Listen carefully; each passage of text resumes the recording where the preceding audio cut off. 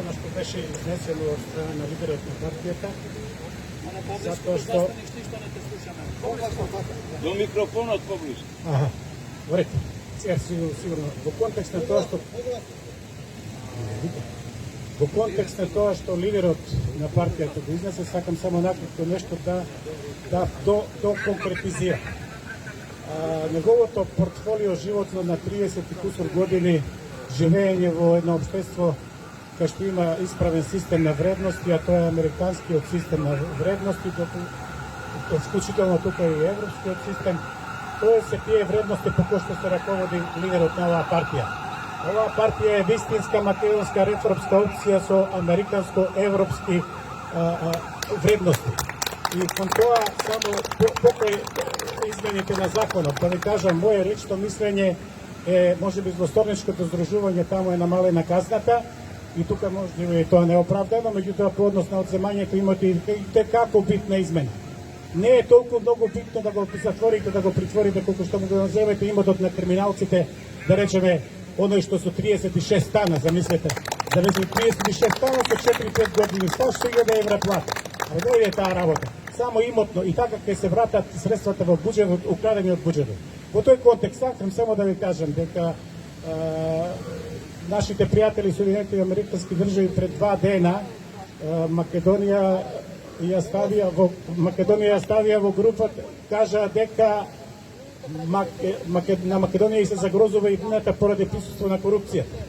И јас ќе ви кажам само локацијата на корупцијата со факти и ќе ви кажам доказите по тоа, кои што тоа се наоѓа во една банка во Република Македонија, како центар на олигарско-финансиска моќ. Замислете, во таа банка парите се на граѓаните како депозити, ама шефот, газдава на банката, си со таа моќ на парите поминува кај него, па потоа тој управува со државата.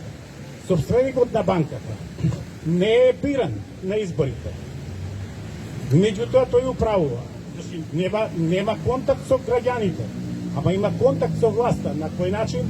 Со тоа што едната опозициона партија сега оди на консултации кај него, значи пратениците на ДПМН одат кај него, овие се бирани од народот, а овој не е биран, сега замислете зашто сакам да ви кажам, и така да тој управува, а и тој ги финансира.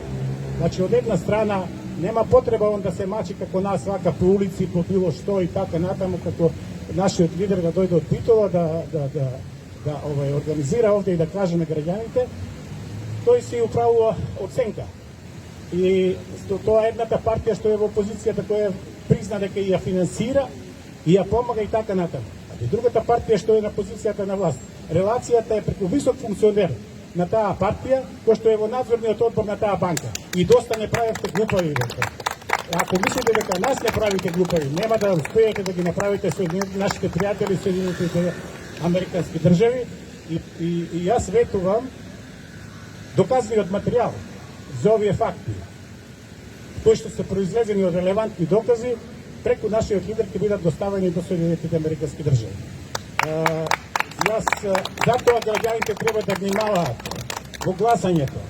Значи, треба да изберат.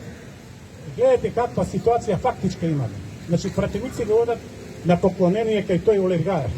И едните сите, да речеме, затоа што тој признава дека ги финансира и управува со нив, а оваа другата владеачка партија, кај што има дел криминално темно крило, управува преку човек од нејзи кој е на висока позиција во таа партија, ама и во висока позиција на банката.